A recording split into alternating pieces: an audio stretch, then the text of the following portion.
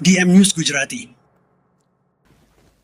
ધોરાજી ખાતે crystal school તથા royal girls school ખાતે 600 જેટલી વિદ્યાર્થીઓ સાથે રાષ્ટ્રીય માર્ગ સલામતી 2025ની ઉજવણી કરાઈ અને ટ્રાફિકના નિયમો અંગે માર્ગદર્શન અપાયું।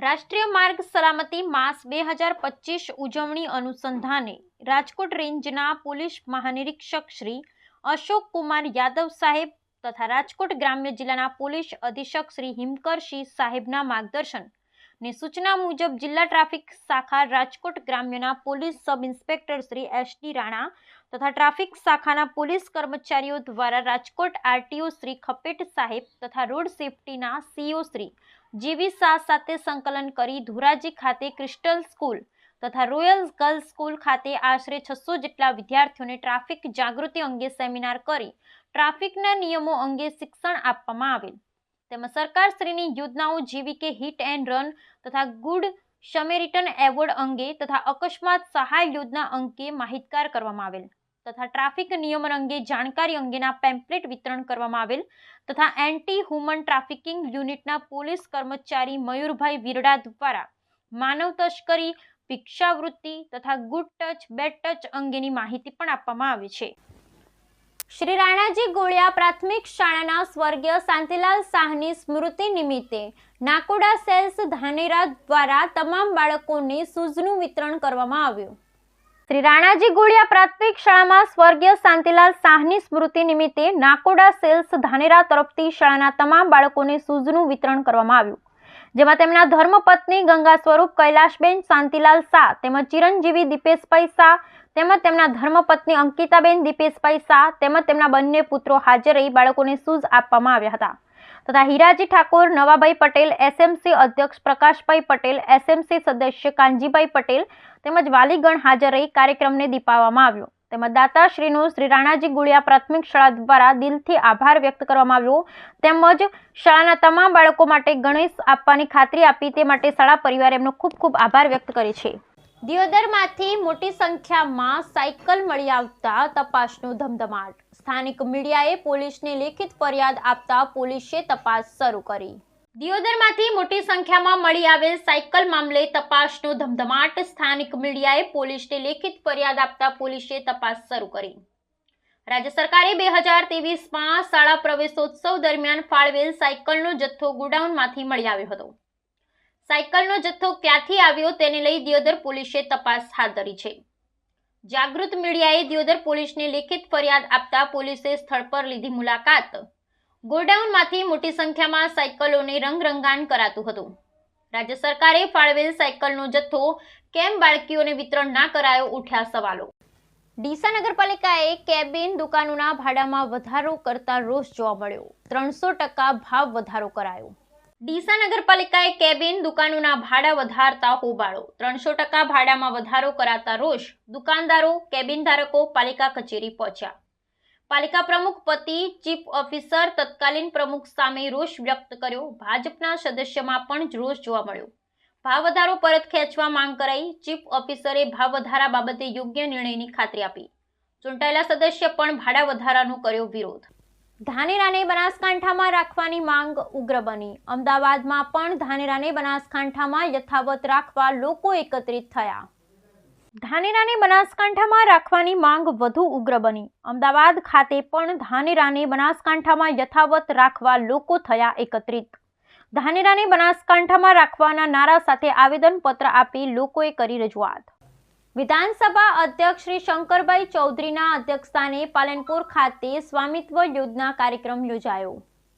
વિધાનસભા અધ્યક્ષ શ્રી શંકરભાઈ ચૌધરીના અધ્યક્ષસ્થાને પાલનપુર ખાતે સ્વામિત્વ યોજના કાર્યક્રમ યોજાયો। વડાપ્રધાન શ્રીએ સતત ગરીબ કલ્યાણનું કામ કરી છેવાડાના વ્યક્તિઓની હર હંમેશા ચિંતા કરી છે। અધ્યક્ષ શ્રી શંકરભાઈ ચૌધરી સ્વામિત્વ યોજનાથી અનેક નાગરિકોને મળ્યો પોતાની મિલકતનો અધિકાર। અધ્યક્ષ શ્રી શંકરભાઈ ચૌધરી ગ્રામ્ય સ્તરે લાખો પરિવારોને તેમના ઘરની માલિકીનો હક સુનિશ્ચિત કરી શકાય તે માટે ભારત સરકારની સ્વામિત્વ યોજના કાર્યરત છે।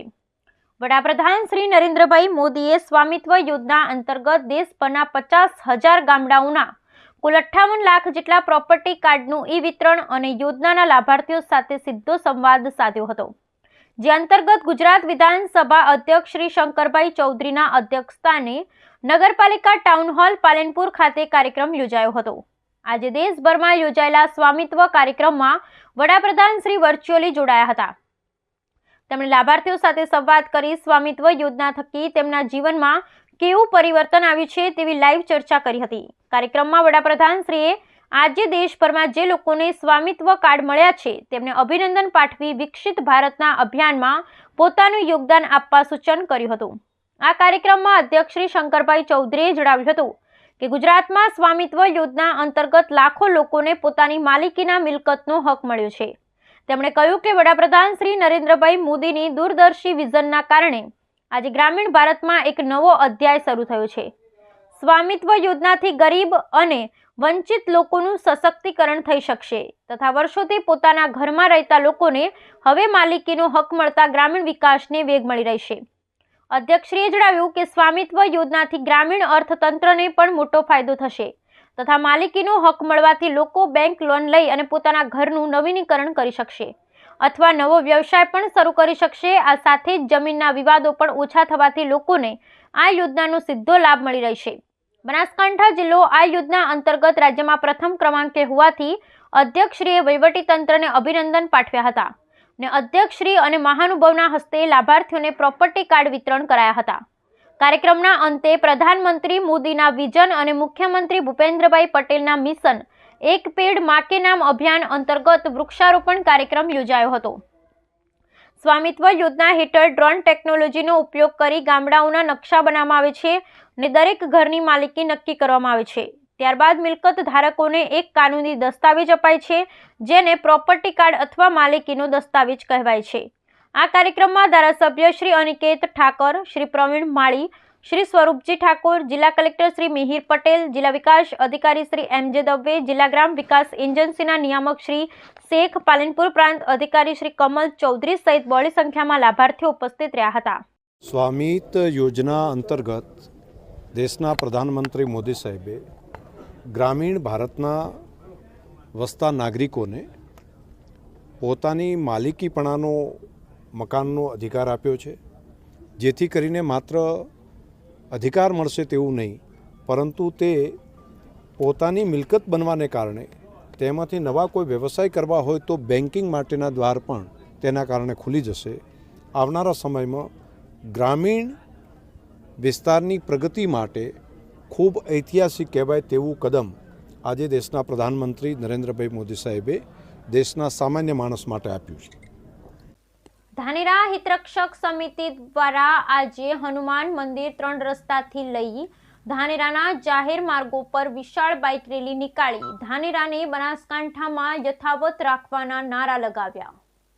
ધાનેરામાં હિતરક્ષક સમિતિ દ્વારા આજે હનુમાન 3 રસ્તાથી લઈ ધાનેરાના જાહેર માર્ગો પર બાઇક રેલી નીકાળી।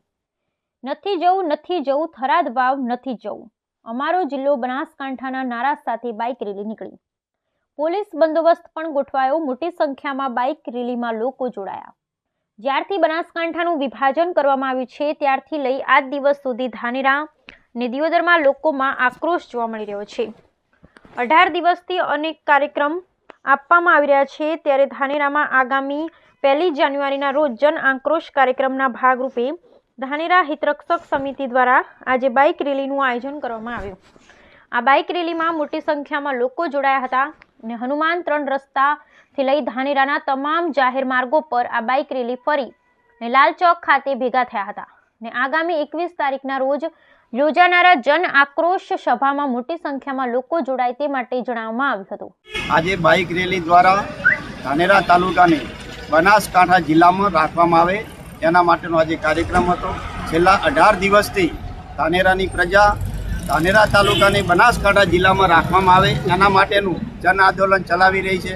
પહેલાં બાઇક મોટી રેલી દ્વારા આવેદનપત્ર પણ આપવામાં આવ્યું છે, ધરણા કાર્યક્રમ પણ થયો છે અને સીએમને પત્ર દ્વારા પણ હજારોની સંખ્યામાં મેસેજ કરવામાં આવ્યો છે। અમારી એક જ માંગ છે કે ધાનેરા તાલુકાને બનાસકાંઠા જિલ્લામાં રાખવામાં આવે, કારણ કે અમારી બધી ભૌગોલિક પરિસ્થિતિ શૈક્ષણિક અને વ્યાપારિક દ્રષ્ટિએ બધી રીતે અનુકૂળ પ્રમાણે પાલનપુર અને ડીસાની સાઈડ જ થાય છે. એટલા માટે સરકારને પણ અમારી નમ્ર વિનંતી છે કે ધાનેરા તાલુકાને બનાસકાંઠા જિલ્લામાં રાખવામાં આવે. ના નેજા હેઠળ 18 દિવસથી વિવિધ કાર્યક્રમ કરીએ છીએ, એ છતાં સરકારનું પેટનું પાણી પણ હલતું નથી. એટલે અમે આજે બાઇક રેલી કરીને ગામની પ્રજા સમક્ષ ગયા છીએ અને ગામની પ્રજાને અમે સંદેશ આપ્યો છે કે આવનારી 21 તારીખે મંગળવારના રોજ મોટી મહાસભા યોજી અને સરકારને બતાવવું છે કે અમને બનાસકાંઠામાં જ રહેવું છે, ધાનેરાને થરાદ સાથે કોઈ લેવા દેવા નથી, થરાદમાં જવું નથી. એ સરકારને એ બતાવવાનું છે અને સરકાર અમારી જનસંખ્યા જોઈને નક્કી કરશે કે ખરેખર જે લોકો કહે છે કે 10% જ વસ્તી ઈચ્છે છે કે પાલનપુર રહેવું છે, બાકી તો 90% કહે છે થરાદમાં જવું છે. એ જ્યારે સરકાર જોશે કે ખરેખર અહીંના લોકોનું શું વિચાર છે, અહીંની લોકોની ઈચ્છા શું છે, ત્યારે સરકારને પણ નિર્ણય લેવો પડશે અને એ નિર્ણય બનાસમાં રહેવાનો હશે. એ માટે 21/1ના રોજ કાર્યક્રમ મોટો થવા માટે આજે રેલી દ્વારા પ્રજા સમક્ષ જઈ અને પ્રજાને સંદેશ આપ્યો છે કે આવતી 21 તારીખે મોટી આવે. આજે ધાનેરા તાલુકા હિત રક્ષક સમિતિના નેજા હેઠળ ધાનેરા તાલુકાને બનાસકાંઠામાં રાખવામાં આવે અને જે જિલ્લાઓનું વિભાજન થયું છે એ જિલ્લાના વિભાજનમાં ધાનેરા તાલુકાને વાવ થરાદમાં મૂકવામાં આવ્યો છે. એ ધાનેરાની સર્વે સમાજના સર્વે આલમના લોકો સખત વિરોધ કરે છે. આજે બાઇક રેલી દ્વારા અમે વિરોધ પ્રદર્શન કર્યું છે. અમારે તમામ સગવડ સુવિધાઓ એ માત્ર ને માત્ર પાલનપુરમાં રહેવાથી સચવાય છે. કારણ કે સરકાર કોઈ પણ જિલ્લાનું વિભાજન કરે તો પ્રજાની સુખાકારી માટે કરે છે, પ્રજાની સગવડતા માટે કરે છે. જો પ્રજાને અગવડતા ઊભી થતી હોય તો સરકારે અમારી લાગણીઓને માન આપવું જોઈએ. અમારી વિનંતી છે કે સરકાર અમારા ધાનેરા તાલુકાના તમામ સર્વ સમાજના લોકોને અને હિત રક્ષક સમિતિની માગણીને ન્યાય આપી અને અમને બનાસકાંઠામાં પાલનપુર સાથે અમારો છેડો ના પાડે. અમારું જીવન ધોરણ, અમારી સામાજિક સંસ્થાઓ, અમારી શૈક્ષણિક સંસ્થાઓ, અમારા ધંધા રોજગાર એ પાલનપુર સાથે સંકળાયેલા છે. માટે સમગ્ર ધાનેરા તાલુકાના સર્વ સમાજની સરકારને નમ્ર અરજ છે કે અમારી વિનંતીને માન આપી અમને ધાનેરા તાલુકાને બનાસકાંઠામાં જ રાખવામાં આવે. અમારા જીવન ધોરણને, અમારા 100 વર્ષના ધાનેરાને ખાડામાં મૂકવાની કુચેષ્ટા સરકાર ન કરે એવી સરકારને અમારી નમ્ર અપીલ છે. બનાસકાંઠાના વાવ સુઈગામ રોડ પર દારૂ ભરેલ કાર પલટી મારી. કારમાંથી દારૂની બોટલો બહાર આવી અકસ્માત સર્જી કાર ચાલક ફરાર થયો. બનાસકાંઠાના વાવ સુઈગામ રોડ પર દારૂ ભરેલ કાર પલટી ખાઈ ગઈ. કારમાંથી દારૂની બોટલો રોડ પર આવી અકસ્માત બાદ ચાલક ફરાર થયો. વાવથી સુઈગામ રોડ પર જઈ રહેલી કાર પલટી ખાઈ ગઈ. સુઈગામ પોલીસે દારૂનો મુદ્દામાલ પોલીસ મથકે લાવી અને તપાસ હાથ ધરી.